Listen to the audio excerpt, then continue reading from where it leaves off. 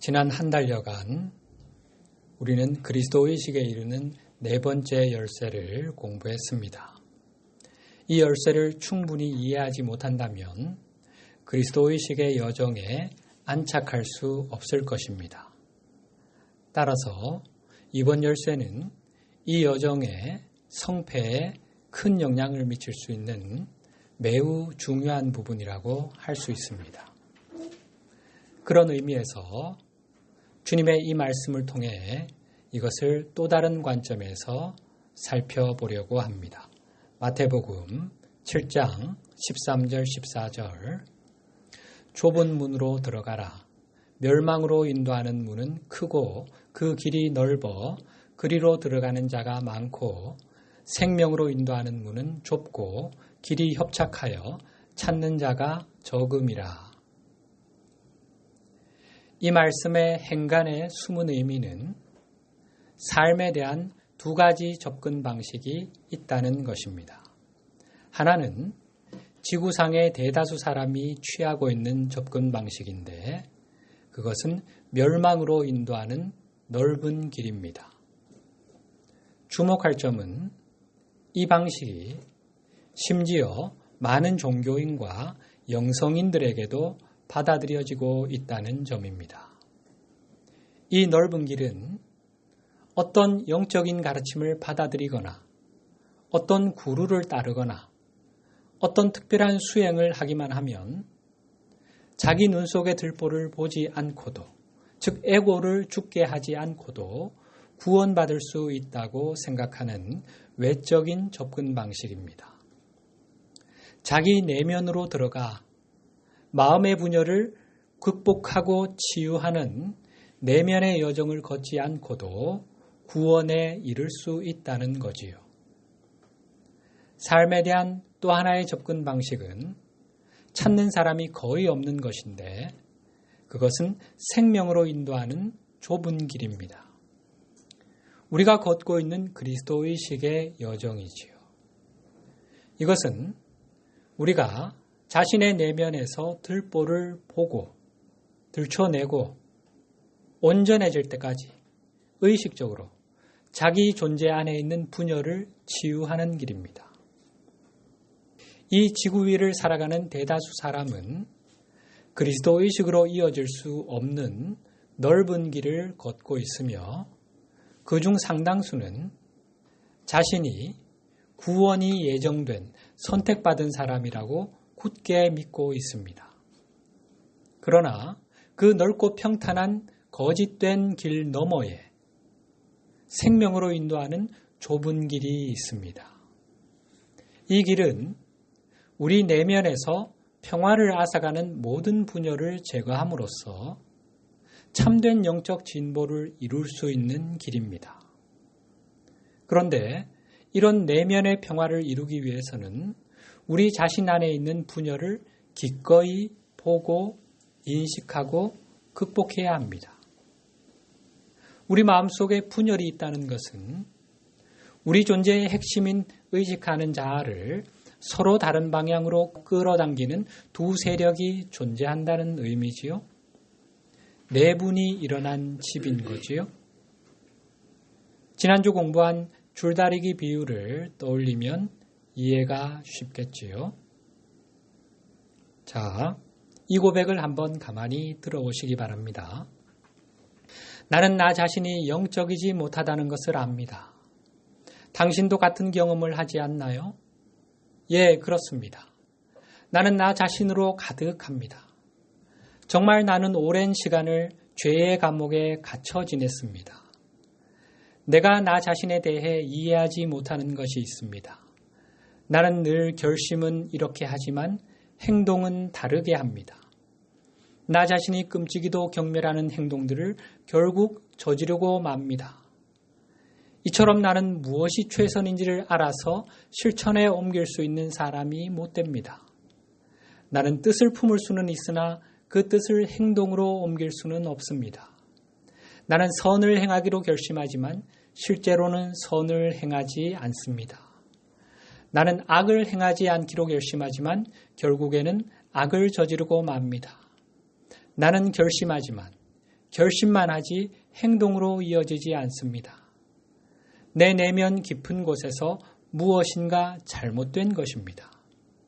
그래서 나는 매번 패배하고 맙니다. 내가 선을 행하기로 결심하는 순간 벌써 죄가 나를 넘어뜨리려고 와 있습니다. 내가 정말 하나님의 법을 즐거워하지만 내 안의 모든 것이 그 즐거움에 동참하는 것은 아니라는 사실 또한 분명합니다. 내 안의 다른 부분들이 은밀히 반란을 일으켜서 가장 예상치 못했던 순간에 나를 장악해 버립니다.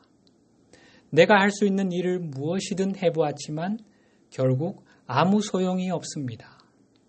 나는 벼랑 끝에 서 있습니다. 이런 나를 위해 무엇인가 해줄 수 있는 이 누구 없습니까? 정말 던져야 할 질문은 바로 이것 아닙니까? 누구의 고백입니까? 분열된 마음, 내분이 일어난 집, 곧 자기 내면의 분열을 잘 묘사해주는 바울 사도의 고백이죠. 이런 자아의 분열, 마음의 분열은 왜 생겨나는 걸까요? 우리 내면의 분열, 내분은 우리가 반그리스도 마음에서 비롯되는 환영들을 받아들임으로써 생겨납니다.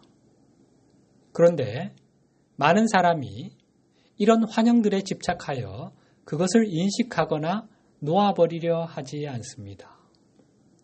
살아있는 그리스도의 제자로서 우리는 자기 삶의 우선순위를 살펴볼 필요가 있습니다. 계속해서 세상의 길, 넓은 길을 따르면서 자기 마음을 청소하고 정돈하고 치유할 필요가 있다는 것을 무시하시겠습니까? 아니면 오직 의식적으로만 완수할 수 있는 과정인 그리스도의 길, 곧 우리 내면에 있는 분열의 요소들을 다루어야만 하는 그리스도 의식의 참된 여정을 따르시겠습니까? 여러분은 둘 중 무엇을 삶의 우선순위로 두고 계십니까? 그리스도의 길을 따르려면 자기 마음을 다스릴 수 있어야 합니다. 의식하는 자아가 자신의 내하위체를 평정하고 통솔할 수 있어야 한다는 것입니다. 이 세상의 통치자가 갈고리를 걸 수 있는 세상 것에 대한 모든 집착을 놓아버리고 내 눈의 들보를 제거함으로써 그렇게 할 수 있지요. 그렇게 되면 에고와 이 세상의 통치자는 더 이상 우리가 자신의 영적 목표에서 주의를 돌려 더 작은 목표들, 세속적인 것을 추구하는 목표들에 집중하도록 우리를 속일 수 없게 됩니다. 이렇게 되기 위해서는 우리 마음의 모든 수준, 모든 층에서 반그리스도 요소들을 의식적으로 정화해 나가야 합니다. 이것은 알파와 오메가의 순환을 완성하는 일입니다. 알파와 오메가의 순환을 완성하는 일이다. 무슨 뜻일까요? 앞에서 우리는 모든 것에 알파 측면과 오메가 측면이 있음을 공부했지요. 많은 사람이 진리를 깨닫고 신에게 더 가까이 다가가려는 열망에서 영적인 가르침에 접근합니다. 그래서 그들은 이런 영적인 가르침을 공부함으로써 진리에 대한 더 높은 이해를 구하고 다양한 영적 기법들을 수행함으로써 신비체험이라 불리는 직접적인 경험을 추구하기도 합니다. 여기에는 아무런 문제가 없습니다. 그러나 많은 영적 구조자가 이것은 동전의 일면일 뿐, 즉 알파 측면일 뿐, 다른 한면, 오메가 측면을 통합하지 않고는 최대의 진전을 이룰 수 없다는 사실을 알지 못합니다. 이것만을 추구해서는 최종 목표에 도달할 수 없다는 것입니다. 진리에 대한 더 깊은 이해를 구하고 진리의 영을 대면하는 직접적인 경험을 추구하는 것은 영적 여정의 알파 측면에 해당합니다. 이것은 우리의 영적 성장에서 반드시 필요하고 중요한 것이긴 하지만 이것만으로는 더 높은 의식 상태로 나아갈 수가 없습니다. 살아있는 그리스도는 이렇게 말씀하십니다. 요한계시록 22장 13절 나는 알파와 오메가요 처음과 마지막이요 시작과 마침이라. 우리는 알파 측면만으로는 결코 그리스도 의식에 도달할 수 없습니다. 이를 보완해주고 강화해주는 오메가 측면이 필요한데 그것은 자기 내면을 정화하는 것, 마음의 분열을 치유하는 것입니다. 우리는 자기 마음을 청소하고 정돈하는 굳은 일을 함으로써 오메가 측면도 기꺼이 완수해야만 그리스도 의식을 온전히 성취할 수 있습니다. 잘 아시는 것처럼 에고는 우리가 자기 눈 속의 들보를 제거하지 않고도 구원받을 수 있다고 믿는 거짓된 길을 만드는 꿈을 꿉니다. 이 헛된 꿈의 가장 명백한 형태는 예수 그리스도를 우리를 대신해서 모든 것을 해주시는 구원자로 선언함으로써 자동적으로 구원을 받게 된다는 주장이지만 우리는 이 환영을 이미 극복했지요. 그러나 우리는 이 환영의 또 다른 버전, 더 미묘한 버전까지 간파할 수 있어야 합니다. 그것은 이 구루나 저 구루를 따르면서 명상이나 어떤 영적 기법을 수행하기만 하면 자기 내면의 분열을 직접 다룰 필요가 없다는 신념입니다. 혹시 내가 이런 그릇된 신념의 희생양이 되지는 않았는지 자신을 진지하게 성찰해 보아야 합니다.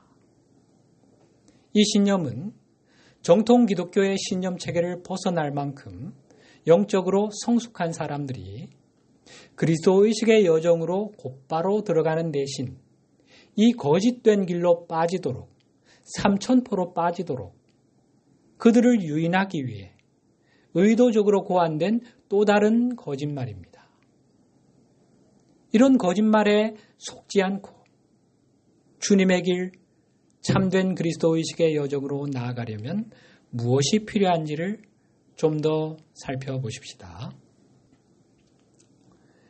케이크를 먹으면서 동시에 그것을 가질 수 없다라는 서양 속담이 있지요.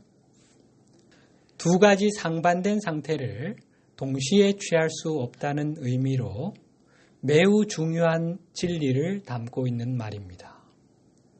창조주가 물질 우주를 창조한 목적은 우리에게 성장을 위한 학습장을 마련해 주시기 위해서입니다. 우리는 신이 부여하신 자유의지에 따라 선택을 하고 그 선택의 결과를 경험함으로써 성장하게 됩니다. 이것은 우리가 하는 모든 일이 결과를 낳게 되고 우리가 그 결과를 반드시 경험해야 한다는 뜻입니다. 이것이 바로 케이크를 먹어버리면 그것을 가지고 있을 수 없는 이유입니다. 원하는 것은 마음대로 다 하면서 그에 따르는 책임을 지지 않고 아무런 불쾌한 결과를 받지 않고 편안하게 계속 지낼 수는 없는 법 아니겠습니까? 우리는 삶을 수입과 수출이 있는 대차대조표를 가진 사업에 비유할 수 있습니다. 지출이 수입보다 많으면 그 길에서 앞으로 나아가고 있는 것이 아닙니다. 우리는 자유의지를 가지고 있기에 돈을 벌고 쓰는 이원적인 게임을 좋아한다면 원하는 만큼 꽤 오랫동안 이 게임을 즐길 수 있습니다. 그러나 살아있는 그리스도께서 우리에게 제공하시는 것은 이것과는 전혀 다른 길인데 그것은 우리 내면에 있는 분열을 극복함으로써 지출을 통째로 없앨 수 있는 길입니다. 그렇게 함으로써 우리는 물질 우주에서 바른 선택, 현명한 선택을 할 수 있게 되고 그런 선택을 통해서 성장하면서 마음의 평화라는 케이크를 가질 수 있는 의식 상태에 도달할 수 있습니다. 주님은 이런 말씀을 하셨지요. 마태복음 6장 33절 너희는 먼저 하나님의 나라와 그의 의를 구하여라. 그리하면 이 모든 것을 너희에게 더하여 주실 것이다. 하나님의 나라는 뭐라고 했지요? 그리스도 의식이지요. 하나님의 의, 즉 하나님께서 의롭게 여기시는 것은 우리가 자유의지를 올바로 사용하는 것입니다. 우리는 자유의지를 올바로 사용함으로써 그리스도의 지혜에 기반해 하나님의 사랑이 우리를 통해 흐르게 할 수 있습니다. 우리가 먼저 그리스도 의식과 자유의지를 올바로 사용하는 법을 추구한다면, 그것을 얻는 일에 매진한다면 우주는 우리에게 필요한 모든 것을 공급해 줄 것입니다. 하나님이 우주를 그렇게 설계하셨으니까요. 바로 그런 의미입니다. 이 말씀이. 여기서 먼저라는 말에 주목할 필요가 있습니다. 우리가 먼저 하나님의 나라와 의를 구하면 우리에게 필요한 모든 것이 저절로 주어질 것입니다. 순서가 중요합니다. 따라서 어떤 의미에서는 그리스도 의식의 여정이 이 물질계에서 우리에게 필요한 모든 것을 공급해 줄 수 있지만 우리가 순서를 바꿔서 이 세상에 속한 무언가를 얻으려는 목적으로 이 여정에 접근한다면 그렇게 되지 않을 것입니다. 세속의 욕망이 이 여정을 걷는 동기, 목적이 된다면 죽도 밥도 안 된다는 말입니다. 그래서 주님은 우리에게 먼저 하나님의 나라와 그의 의를 구하는 것을 그리스도 의식의 여정을 걷는 동기로 받아들이라고 권면하시는 것입니다. 하나님의 나라가 의미하는 것은, 자, 다음 화면 보면서 하나님의 나라가 의미하는 것은 그리스도 의식인데 그리스도 의식은 온전한 상태입니다. 그것은 우리의 마음, 정신의 분열을 극복한 상태를 의미합니다. 지출을 통째로 없앨 수 있는 길이라고 했지요. 우리가 이 온전함에 이르러야만 우리를 구원에 이르게 할 하나님의 지혜와 사랑이 우리를 통해 흐를 수 있게 되고 그때 우리는 이 세상에서 우리에게 필요한 무엇이든 구현해낼 수 있게 됩니다. 물론 우리가 그리스도 의식을 통해 구현할 수 있는 것은 에고의 자기중심적인 욕망이 원하는 것이 아닌 우리 각자의 신성한 계획을 완수하는 데 있어 필요한 것들이 되겠지요. 내가 그리스도 의식을 어렵게 성취했으니 이제 나 자신에게 보상을 좀 해줘 볼까? 마터비책의 나의 상상력을 통해 만들어낸 매트릭스 이미지를 탁 투사해서 금을 한 100톤만 만들어 볼까? 로또가 좀 당선되게 해볼까? 저 사람이 나를 좀 좋아하게 만들어 볼까? 그리스도 의식을 얻게 되면 이런 생각을 할까요? 어떻게 하면 이 길 잃은 양들을 더 깨울까? 어떻게 하면 이들을 도와줄까? 어떻게 하면 우리 인류 전체의 의식을 높일까? 이 지구별을 더 빨리 이렇게 상향나선을 탈 수 있게 해줄까? 어떻게 하면 내 신성한 계획을 제대로 완수할 수 있을까? 여기에 필요한 것이 무엇일까? 아버지께서 기뻐하시는 일이 뭘까? 이런 것에 온 마음을 쏟게 되겠지요. 우리가 온전함에 이르기 위해서는 우리 안에서 분열을 일으키는 들보, 즉 우리의 영적 진전을 방해하는 모든 심리적 조건들을 찾아내어 그것을 하나씩 제거해 나가는 작업이 반드시 필요합니다. 그리스도의식의 여정의 알파 측면은 우리가 이번 열쇠와 앞의 열쇠들에서 공부한 것처럼 진리에 대한 더 높은 이해를 얻는 것입니다. 그런데 이제는 오메가 측면으로 내려갈 때가 되었습니다. 앞으로의 열쇠들에서는 우리의 영적 진보를 방해하는 장애물들을 만들어내는 우리 내면의 조건들, 그 심리적 요소들을 극복하는 가르침을 공부하게 될 것입니다. 그러나 그에 앞서 우리가 반드시 통찰해 봐야 할 것이 있습니다. 정통 기독교를 살펴보면 많은 기독교인은 어떤 특정한 유형의 행동들이 자신들의 영적 성장에 방해가 되는지 아닌지를 정확히 알고 있음을 보게 됩니다. 심지어는 행위가 아닌 심리적 요소, 즉 분노, 시기질투, 탐욕, 증오, 원한과 같은 심리적 조건이 자신들의 영적 진보에 방해가 된다는 사실을 정확히 인식하고 있는 그리스도인들도 많습니다. 그런데 문제는 그들이 이런 조건들을 다루는 방식입니다. 대다수 기독교인이 취하는 접근법은 이러한 조건들을 무시하거나 부정하거나 억누르는 것입니다. 많은 사람이 특정한 심리적 요소들을 억압하고 그것을 외부로 표출하지 않으면서 그런 자신을 선한 그리스도인이라고 여깁니다. 이 정도면 나는 선한 그리스도인이야.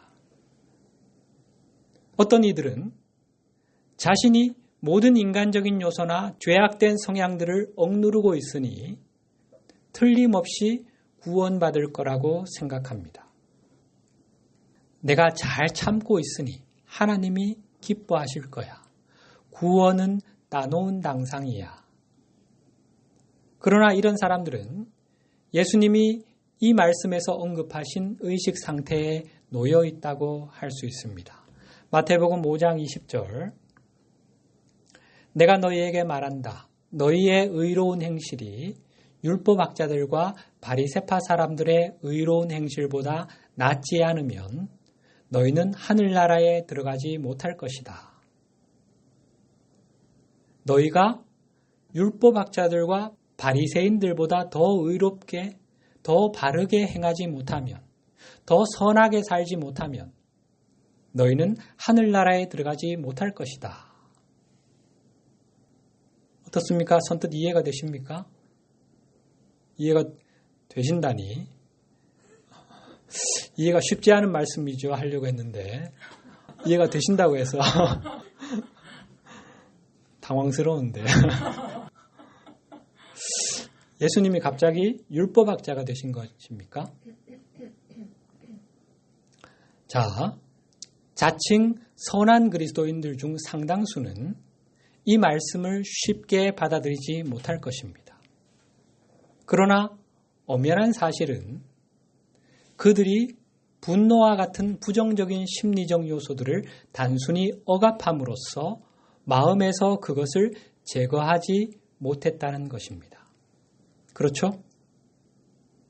그들은 그런 심리적 조건들을 단지 더 깊은 마음의 층으로 밀어 넣었을 뿐, 그것은 마치 땅 속에 숨겨진 채로 펄펄 끓고 있는 용암처럼 언제라도 표면으로 솟구칠 수 있습니다. 그 분노가 언제 통제를 잃고 폭발해버릴지 누가 알겠습니까? 율법학자들과 바리새인들의 의로운 행실, 그것의 실체가 뭡니까? 자기 내면의 부정적인 감정들을 억압함으로써 억지로 만들어내는 행위지요. 말하자면 연출되는 억지 춘향인 셈이지요. 가식 위선일 뿐입니다. 자칭 선한 그리스도인들의 의식의 수준이 의로운 채 하는 율법학자들과 바리새인들의 위선적인 의식 상태와 별반 다를 게 없어 보이지요. 그러나 어쨌든 겉으로만 본다면 그것은 의로운 행실이 맞겠지요. 그런데 주님은 우리의 의로운 행실이 이들의 것보다 나아야 하늘나라에 들어갈 수 있다고 말씀하고 계시지요. 그렇다면 심리적 요소들을 억압함으로써 연출되는 의로움, 겉과 속이 다른 의로운 행실보다 더 나은 의로움이란 무엇을 말하는 것이겠습니까? 당연히 그것은 억압을 통해 연출된 것이 아닌 진실한 의로움, 겉과 속이 다르지 않은 참된 의로운 행실이 되겠지요. 그러면 이런 참된 의로움, 이런 진실한 삶은 어떻게 가능하지요? 간단하지요. 그것은 바로 우리 마음을 분열시키는 부정적인 심리적 요소들을 단순히 억누르는 것이 아니라 그것을 우리 내면에서 완전히 제거해버리는 것입니다. 그렇게 함으로써만 우리는 마음의 분열을 극복하고 온전함에 이를 수 있게 됩니다. 이 온전함에서 나오는 행실은 가장된 의로움이 아닌 내면에서 저절로 솟아나는 진실한 의로움이 되는 거지요. 이것이 바로 율법학자들과 바리새인들보다 더 나은 의로움, 우리를 하늘나라로 인도해 줄 진정한 의로움입니다. 따라서 우리가 진정 의로운 삶을 살 수 있는 길은 우리를 분열시키는 심리적 요소들을 제거하는 것인데 그 구체적인 방법을 주님께서 다음 열쇠들에서 알려주시겠다는 것입니다. 주님께서 이 여정에서 우리에게 제시하시는 것은 이처럼 더 높은 접근 방식입니다. 이것은 그릇된 행위를 자제하거나 부정적 감정들을 억누르는 것이 아닙니다. 대신 먼저 하나님의 나라, 곧 내면의 온전함을 추구함으로써 마음의 분열을 해결하고 영적으로 다시 태어나는 것입니다. 이로써 우리는 그리스도 안에서 새 사람이 되는 것이며 이 새 사람에게 이전에 그릇된 행위들은 더 이상 선택사항이 아닙니다. 우리는 분노나 다른 어떤 형태로든 반응을 일으켰던 마음의 분열을 치유했으므로 더 이상 이런 방식으로 반응할 필요가 없고 이제는 그리스도 마음에 기반한 반응을 자유롭게 선택할 수 있습니다. 반대 방향으로 끌어당기는 힘이 완전히 사라져 버렸으니까요. 물론 우리의 의식이 이런 수준에 도달하기 위해서는 의지와 노력이 필요하긴 하지만 그것은 고난의 길은 아닙니다. 고난의 길은 고통의 연속입니다. 그러나 주님의 길을 그리스도 의식의 여정은 분열을 치유하기 위해 불완전한 상태를 일시적으로 다루는 길이며 이를 통해 우리가 일단 온전함에 이르게 되면 이전의 혼란스러운 상태에서 영원히 벗어날 수 있게 됩니다. 이것은 빠른 해결책은 아니지만 계속되는 고통의 상태도 아닙니다. 이 여정을 통해 우리 내면 깊은 곳에 있는 가장 파괴적인 분열의 요소를 완전히 극복하게 될 때 우리는 지구상의 어떤 조건에도 흔들리지 않는 새로운 영적 자유, 평화, 샘솟는 기쁨을 느끼기 시작할 것입니다. 이제 이 세상의 통치자는 더 이상 우리 안에서 자유와 평화, 기쁨을 앗아갈 수 있는 어떤 것도 찾을 수 없게 됩니다. 이것이 바로 주님께서 내가 온 것은 양으로 생명을 얻게 하고 더 풍성히 얻게 하려는 것이다 하고 말씀하신 이유입니다. 풍성한 생명은 우리에게서 자유와 평화, 기쁨을 앗아가는 내적인 분열을 완전히 극복한 상태입니다. 주님은 이런 말씀을 하셨지요. 마태복음 10장 39절 하반절. 나를 위하여 자기 목숨을 버리는 사람은 얻게 될 것이다. 여기서 나란 누구입니까? 무엇입니까? 주님은 내가 곧 길이요 진리요 생명이라고 말씀하셨는데 더 깊은 의미는 그리스도는 우리를 근원과 분리된 상태에서 근원과의 하나됨으로 이끄는 여정, 바로 그리스도 의식의 여정에 대한 상징이라는 것입니다.